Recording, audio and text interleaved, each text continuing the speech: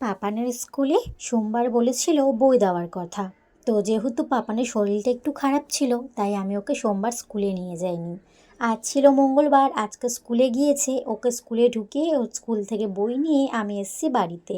আর সব বইগুলো নতুন করে আবার দেখছি, অনেক দিন পর আবার ওই নতুন বইয়ের একটা গন্ধ পেলাম। তো বইগুলোকে মলাট করতে বললাম ওর বাবাকে, আর এদিকে আমি ভাবলাম রান্নার জোগাড়গুলো একটু তাড়াতাড়ি করে নিই। প্রথমে দুজনের জন্য একটু করে নিলাম আদা দিয়ে লিকার চা, আর তারপর বসিয়ে দিলাম ভাত। যেহেতু পাপান আসলে ওকে ঠিক করেছে আজকে ওই গরম গরম একটু ভাত খাইয়ে দেবো। তো তারপর এখানে রান্নার সমস্ত জোগাড় করে নিয়েছি। আজকে করব হচ্ছে আলু ভাজা, আর বেগুন আলু দিয়ে মেথি শাক, আর ইলিশ মাছ করব সর্ষে দিয়ে। ওই গত 2-3 দিন আগে বান্টি 3টে ছোটো ছোটো ইলিশ মাছ নিয়ে এসছে। তো সেটাকেই আজকে রান্না করব, সর্ষে দিয়ে করব। আর তবে মাথাগুলো রেখে দিয়েছি, সেটা আবার ওই কচু শাক দিয়ে খাবো বলে। তো এখানে রান্নার সমস্ত জোগাড় করে এখানে সর্ষেটা আমি বেটে চলে গিয়েছিলাম পাপানকে স্কুল থেকে আনতে।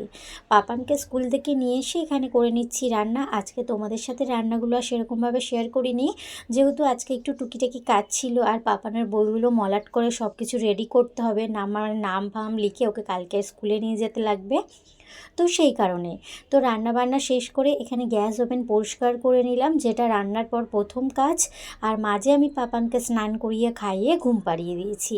তো গ্যাস ওভেন মুছে নিয়ে রান্না যে সমস্ত বাসন ছিল সব মেজে এখানে ঝুড়িতে উবুড় করে রাখলাম। দেন তারপর আমি ঘর বাড়ি মুছে, মানে ঘরের আরও যাবতীয় যা যা কাজ থাকে সব করে স্নানটা করে নিয়েছি।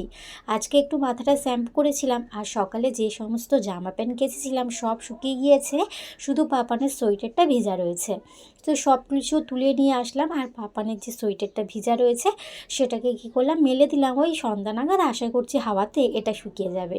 তো চলো এবার খাওয়া দাওয়াটা দুপুরে সেরে নেব।